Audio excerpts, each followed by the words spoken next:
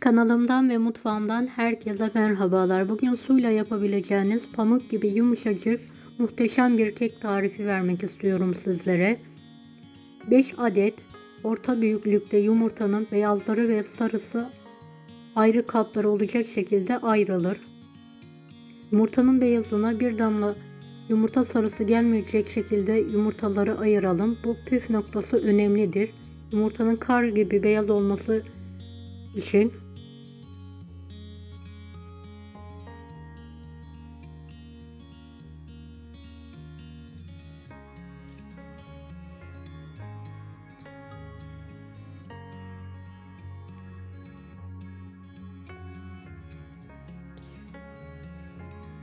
Yumurtanın beyazına bir fiske tuz eklenerek çırpılmaya başlanır.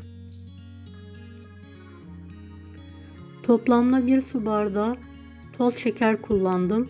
Yarısı beyazını azar azar ilave edilerek krem şanti kıvamına gelene kadar yumurtanın beyazı çırpılır. Evet, kıvam bu şekilde olacak.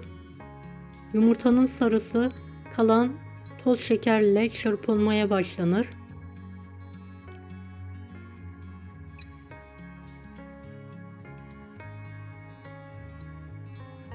Bir çay bardağı ılık su ilavesi yapalım bu aşamada. Daha sonra köpük köpük olana kadar çırpılmaya devam edilir.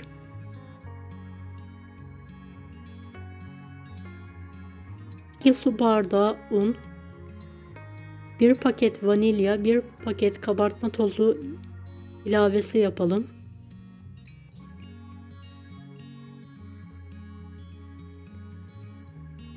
Pürüzsüz olana kadar mikser yardımıyla çırpalım.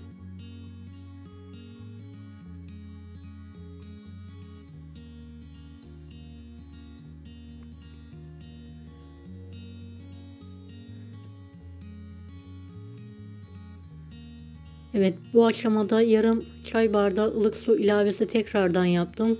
Kıvamı koyu olduğu için çırpılması zorlaştı.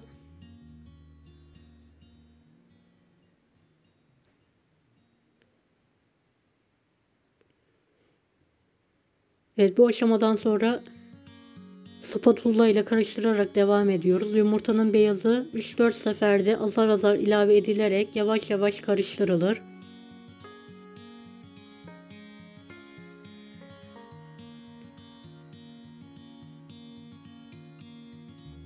Videomu bu kısma kadar izlediyseniz yorum kısmına herhangi bir emoji bırakırsanız bana destek olmak için sevinirim. Evet, bu aşamadan sonra kameram kapalı kalmış.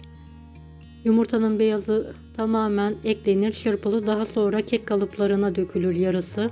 Kalan yarısına 1 yemek kaşığı kakao, 1 yemek kaşığı ılık su ilavesi yapılarak tekrardan çırpılır kalan kek harcı.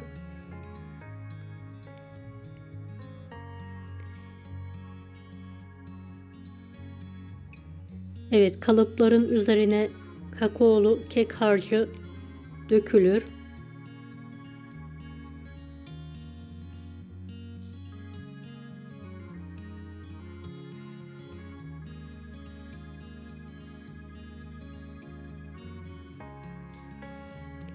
Üzerine damla çikolatası ilavesi yaptım. Ben isterseniz siz tek bir kalıpta da kekinizi yapabilirsiniz. Ben 2 farklı kek kalıbını kullandım.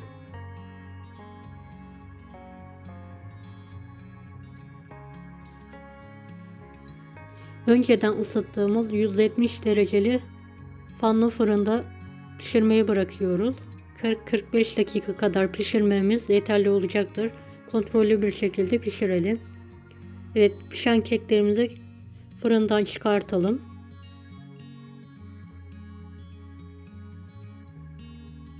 Evet, keklerimizi ılımaya bırakalım. Servis tabağına alabiliriz artık keklerimizi.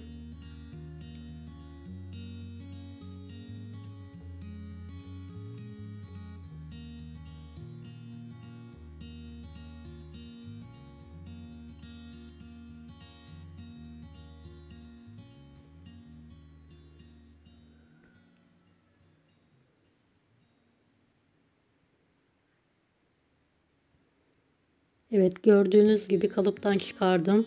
Görüntüleri muhteşem. Bir tanesini dilimlemek istiyorum. Sizler soğukken dilimleyin. Ben size göstermek için dilimledim.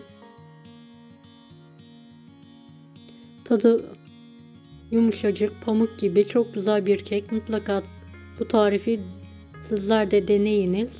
Diğer kek kalıbımı da hediye getirmek istediğim için paketleme yapıyorum video sonunda.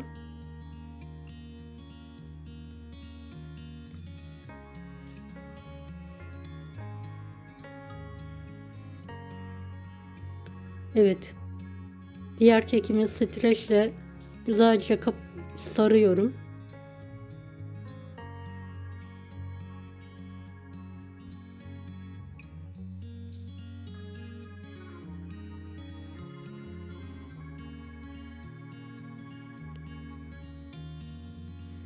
Dantelli kağıtlara